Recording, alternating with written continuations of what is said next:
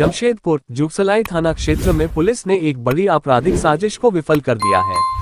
Police ने त्वरित कार्रवाई करते हुए 2 युवकों को अवैध हथियार और जिंदा कारतूस के साथ गिरफ्तार किया है।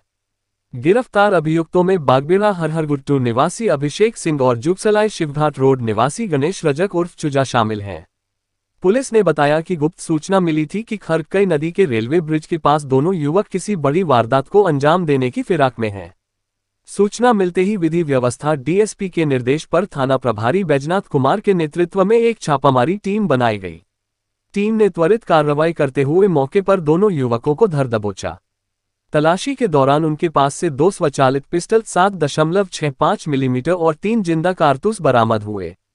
इसके अलावा एक एप्पल कंपनी का मोबाइल फोन भी जब्त किया गया।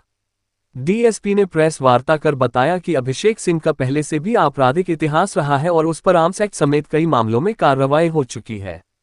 पुलिस के अनुसार दोनों युवक किसी बड़ी वारदात की साजिश रच रहे थे, जिसे समय रहते नाकाम कर दिया गया। फिलहाल जुगसलाई थाना में आर्म्स एक्ट के तहत प्राथमिकी दर्ज कर आगे की जांच की जा रही है। दिनांक 4/9/2025 को वरीय पुलिस अधीक्षक महोदय को एक सूचना प्राप्त हुई थी कि खरकई नदी ओवरब्रिज के पास 2 लड़के जमा हुए हैं जिनके पास से हथियार बरामद होने की संभावना है। सूचना के सत्यापन हेतु एक छापामारी दल का गठन किया गया था, जिसका नेतृत्व जुगसलाई थाना प्रभारी कर रहे थे। वहां जाने के बाद जब इन दोनों से पूछताछ की गई तो इनके द्वारा कोई भी संतोषजनक जवाब नहीं दिया गया और जब इनका बॉडी सर्च किया गया तो उनके पोजीशन से, दोनों के पोजीशन से, एक का नाम अभिषेक सिंह है और दूसरा गणेश रजक है, दोनों के पोजीशन से एक पिस्टल और 2 जिंदा गोली अभिषेक सिंह के पास से मिला है और दूसरा गणेश रजक के पास से एक पिस्टल और एक जिंदा गोली प्राप्त हुआ है, जिसका सीजर बनाया गया और एक एप्पल कंपनी का मोबाइल भी है।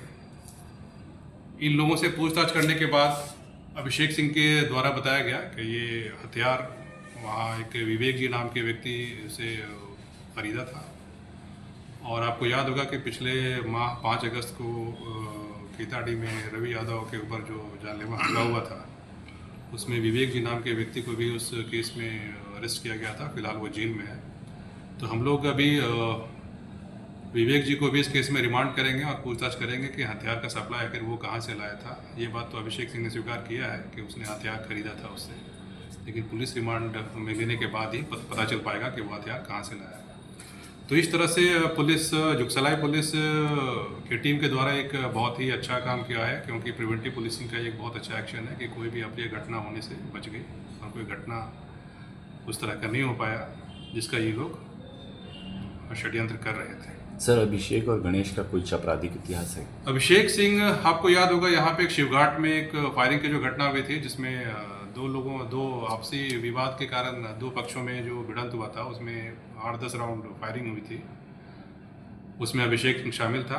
तो जुगसलाई थाना कांड संख्या 41/25 में वो आरोपी रहा है। उस केस में वो जेल भी गया था और बाद में बेल पे छूटा था फिलहाल।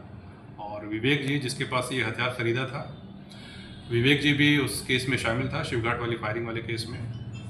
तो अब हम लोग विवेक को पुलिस रिमांड में लेकर हथियार के सप्लाई चेन को जानने की कोशिश करेंगे कि ये लोग आखिर हथियार कहाँ से लाते हैं। सर, जब गिरफ्तारी हुई तो कुछ मंसूबे पर पता चला कि क्या मंसूबा था इन लोगों का? अभी हम लोग पुलिस रिमांड लेकर पूछताछ करेंगे, तभी हमें विस्तृत जानकारी मिल पाएगी कि आखिर इनका क्या प्लान था, क्या ये करना चाह रहे थे। दोनों लड़कों का फैमिली बैकग्राउंड